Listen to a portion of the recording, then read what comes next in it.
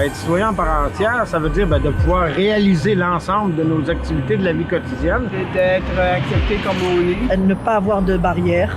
Pouvoir avoir un travail. C'est aussi de voter aux élections. Bienvenue à l'action Notre Ville, nos droits. Faisons entendre notre voix. En général, je me sens citoyen, oui. À part entière, pas tout le temps. Parce que je me sens pas écoutée. Nous sommes encore en 2021, incapables de rentrer dans des commerces qui ne sont pas accessibles. Parce que le monde passe parce qu'on est handicapé, qu'on reste à la maison. Puis c'est pas ça, exactement pas ça qu'on veut. On veut être comme les autres, pouvoir sortir. Ce qu'on souhaite, c'est le développement de l'autonomie. Et l'autonomie, pour nous, ce que ça veut dire, c'est d'être capable de faire les choses nous-mêmes, sans nécessairement avoir recours à de l'accompagnement ou à de l'aide ou des choses comme ça. Ils nous disent d'être le plus autonome possible, puis de l'autre côté, les barrières sont là où ils en remettent. Donc, si on a décidé de vous organiser cet événement-là aujourd'hui, c'est pour une raison très simple. Il va y avoir des élections municipales, comme vous le savez, le 6 et 7 novembre prochain. Et on vous a préparé une plateforme de revendication parce qu'on pense qu'il y a des enjeux à discuter. Puis ici, ensemble, on va essayer de comprendre c'est quoi ces enjeux-là, mais surtout de voir comment ça nous touche, nous, concrètement dans le quotidien. Il y a des choses qui ont été faites, qui ont été des grandes consultations. Ça a duré des années, mais quand il vient le temps de mettre en place, je ne sais pas, on dirait qu'il y a un manque de communication.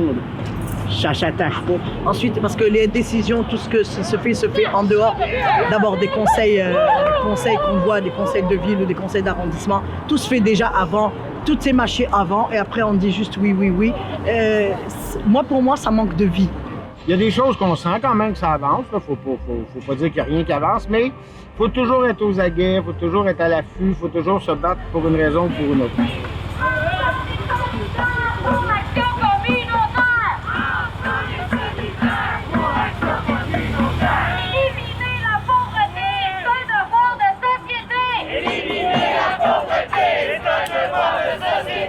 Aider les personnes millionnaires, ils vont avoir toute la serviette. Aider quelqu'un du monde pauvre, il ne va pas l'avoir.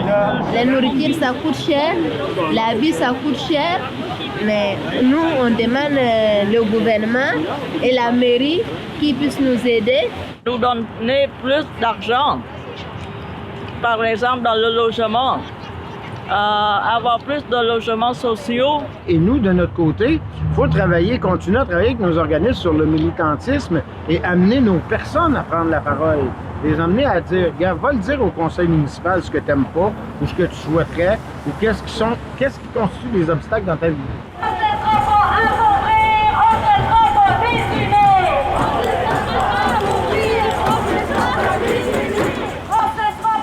Parce qu'il faut tout le temps faire des manifestations pour avoir ce qu'on veut, mais ça bouge pas plus.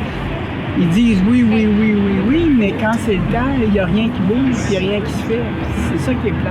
Ça serait important qu'on fasse de la sensibilisation auprès des organismes municipaux, des organismes de transport, de la STM. La ville qui gère la société, la ville, c'est pas une boîte. C'est une boîte pleine d'humains. Donc ces humains-là, c'est pas la boîte qui change, c'est les humains qui doivent faire changer la boîte. Quand les conseillers, conseillères rencontrent des personnes en situation de handicap, je pense que ça les sensibilise drôlement. C'est vraiment se remettre en question et de développer la bienveillance, l'ouverture, l'inclusion. Et ce sont tous des principes, des beaux principes, mais qui doivent être suivis d'attitudes, de comportement et d'action dans ce sens-là.